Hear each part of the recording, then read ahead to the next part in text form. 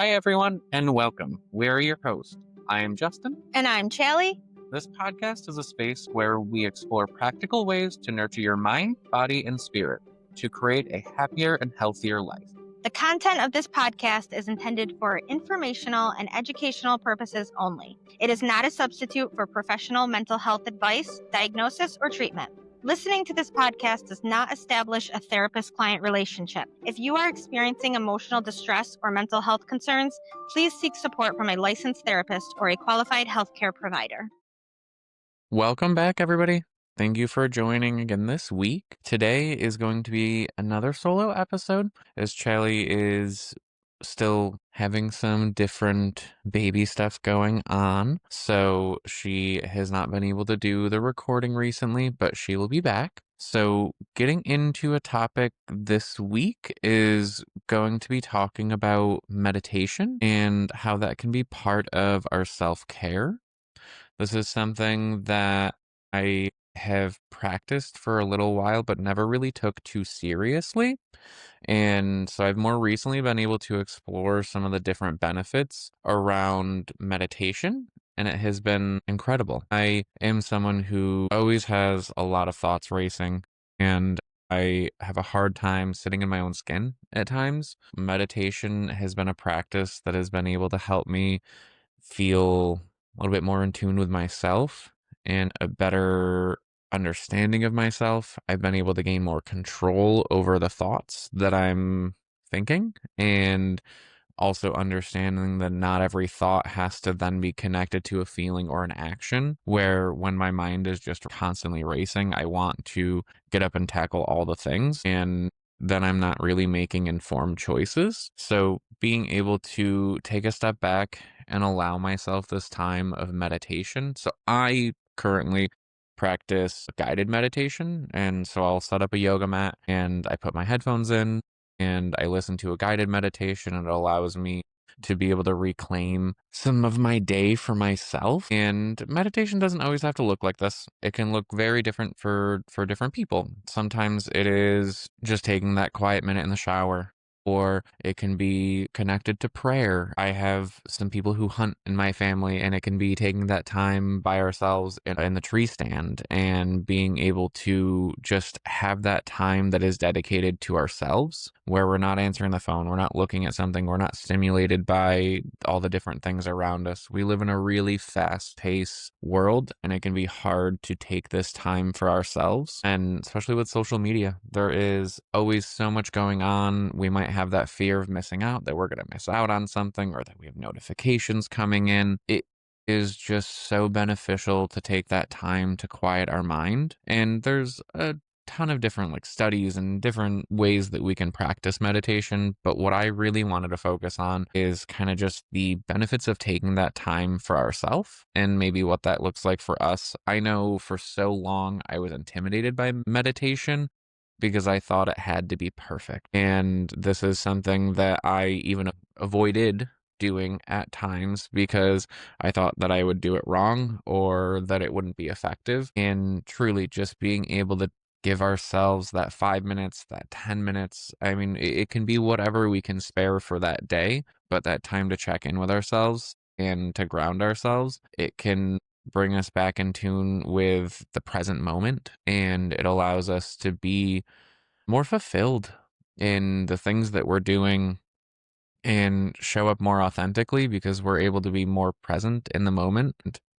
If you're anybody like me that has 1,000 thoughts going every minute, it can be really hard to start this. Also, that's why I do guided meditations, is that it really helps me to be able to have some direction, to let go of some control, and to be able to sit in my own skin. Some people don't really like the guided meditation, and it's just finding something for ourselves that can be a time to reclaim a few minutes for ourselves. When talking to some moms, that when we're always doing things, doing this for our loved ones, it can be really hard to even find a second for ourselves. Sometimes this might look like taking a minute in the shower and just being grateful, or thinking about our day and reflecting on what we accomplished or the things that we are proud of for that day. It can be a really great way to connect with ourselves and to be able to gain more clarity in what we're doing in the day to day. So, thinking about the ways that we can take a second and to do this is going to be unique to us. And there are so many different resources. YouTube is one of the best places to be able to gain some of those guided meditations or even just some meditation music. It can also be a great way to inform how to do those meditations. We can also pay for different platforms as well. But if you're a beginner like me and really just wanted to kind of feel it out and see what it was about, YouTube was a great place for me to start because it allowed me kind of the free access to it and to see if it was even something that I was going to be interested in. It doesn't have to cost a lot. It doesn't have to cost anything to be able to take care of ourselves. So finding those unique ways to us that we can check in with ourselves, to collect our thoughts, to take a breath is going to be so beneficial for us. And there are so many different things going on in our day to day life that it can be hard to even keep track of all the things that we have going on. And for me, this has provided a sense of clarity that I feel like I can tackle the things that I have going on each day because I took a minute to ground myself. So for me, I try to do it in the morning. I try to do it before I leave the house or get too involved in anything, and it tends to give me a better start to the morning. It also has helped change my mindset because I can get in a pretty negative mindset and feel like I'm just doing for everybody else and everything else, and I lose a bit of myself. So this has been a way that I've also been able to practice self-care. This can be a way to be able to just learn ourselves a little bit better. I'm someone that had a really hard time sitting in my own skin because I didn't like where my thoughts would sometimes go. So this has allowed me take a little bit more control over the things that I have control over, and then also to surrender to the things that I don't have control over. And this tends to provide me that time to think about what is in my control, what I can really do in the situations, and then also what I have to surrender to and what is going to just have to go with the flow because there's nothing I can do about it.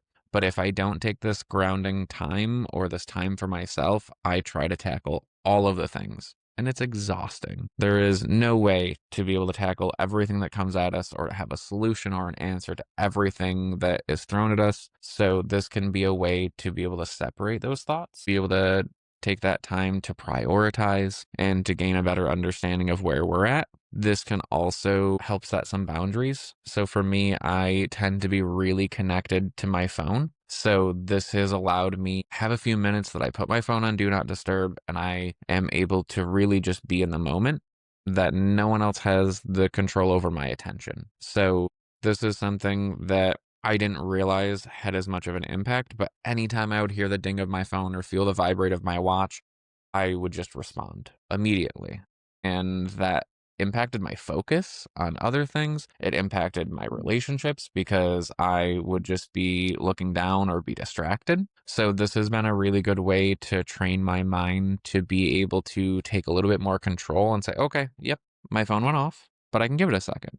I'm able to stay in the moment. I can complete whatever that task is that I'm doing in that moment, and then I can go back to my phone or whatever that notification is. This has been also a way that I've been able to train my mind to be more present and in the moment and to also feel the emotions in my own body or the sensations such as like being hungry. So many times I was confusing anxiety with hunger. So anytime I would start to have that like feeling in my stomach, my brain would automatically assume that it was just anxiety because I wasn't taking the time with myself. So to take this time with ourselves can help us be more in tune with our body and what we need rather than it being anxiety. Many times it's been that I just need to drink some water or that I need to have a little snack. And that has helped me to be more in tune and then also show up better in other areas because I'm not walking in hungry or frustrated or irritable. And I feel like I've been able to claim more of my day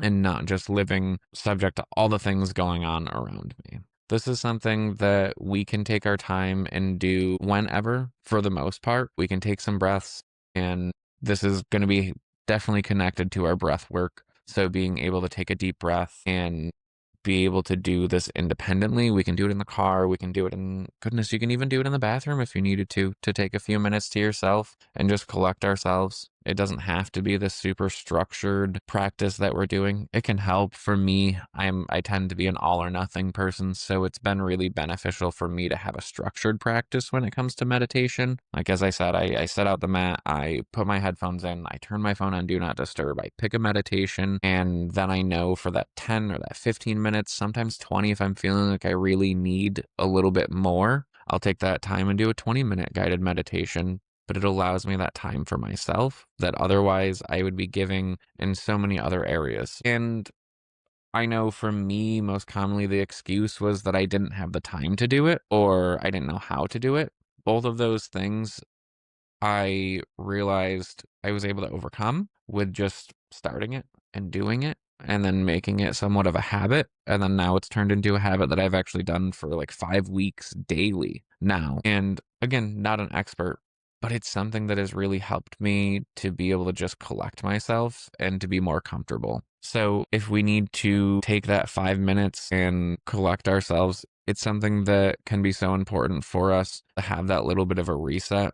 I think about the different stressors that we have in life and that we don't ever really get that true break. So being able to take this time to connect with ourselves can allow us part of that break, and it helps prioritize ourselves. So being able to just do some sort of practice that is beneficial for us is going to be really beneficial overall.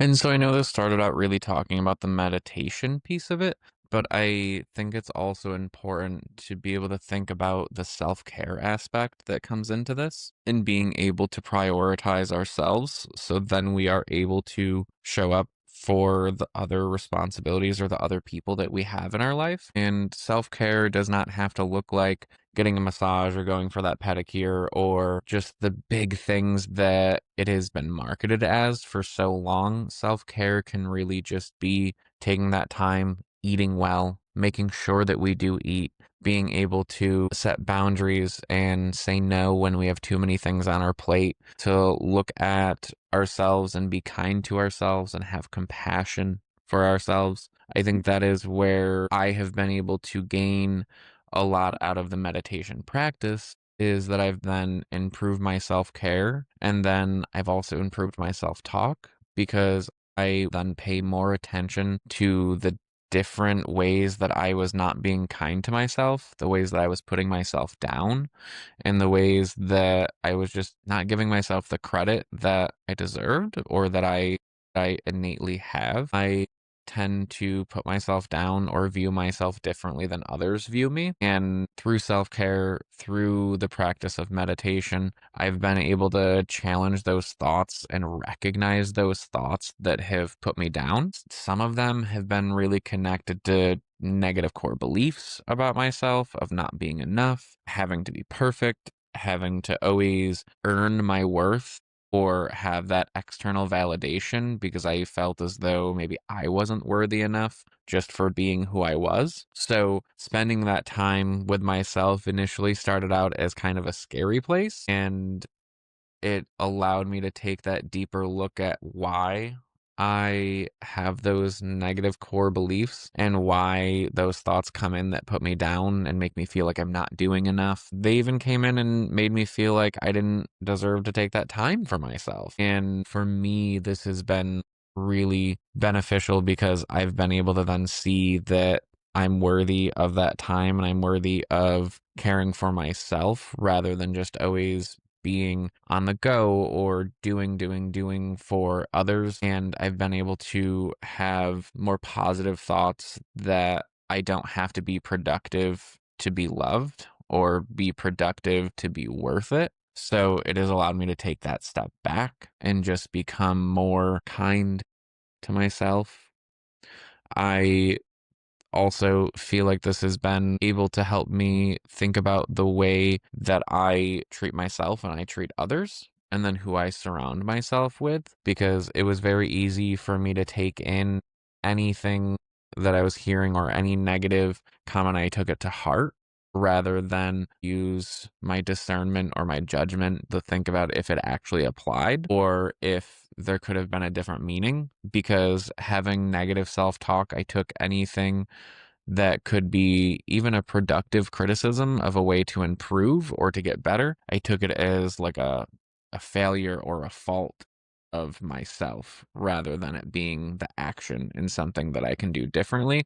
I took it that I was bad rather than an area of improvement. So this has allowed me to just connect with myself on a deeper level. And that has then really sparked my desire to be kinder to myself and to give myself some grace that I tend to share with the people around me. But I never really did that for myself. I have thought about this in the past. I didn't feel as though it would work. And then there was also a level of fear because I didn't want to be in my own head, or I didn't know if it would be worse for me to have that connection with myself. So it's been really beneficial to learn to trust myself a little bit more. And then I've been able to show up better for my loved ones, for my employment, just in general, because I'm nicer to myself and then gain a level of presence. So then I'm actually showing up and I'm not repeating negative things in my head about myself or how I'm not doing the right thing. I'm actually able to show up for the people that want me there, and I'm able to be more present and in the moment. And then I can also utilize this at times by just taking a breath, because now I know that I always have that space to go back to. So I can take that breath and I can ground myself, even if it's in the middle of walking or in the middle of work. I can take a couple deep breaths and I can remind myself that I'm worthy and that I can always return back to that space of calm and grounded. It was something that I don't think I ever really had before, or maybe I would have at certain times, but I didn't really believe it per se. So I would love to hear ways that we've been able to practice self-care or ways that we've been intimidated about meditation or that we haven't made the time for it. Or if anybody can share any ways that they feel as though they use meditation to be more grounded. And it may not look like the way that I do it. It might look like something that is unique to you, which it should be. So thank you guys for joining this week. And I appreciate hearing from everybody. Thank you.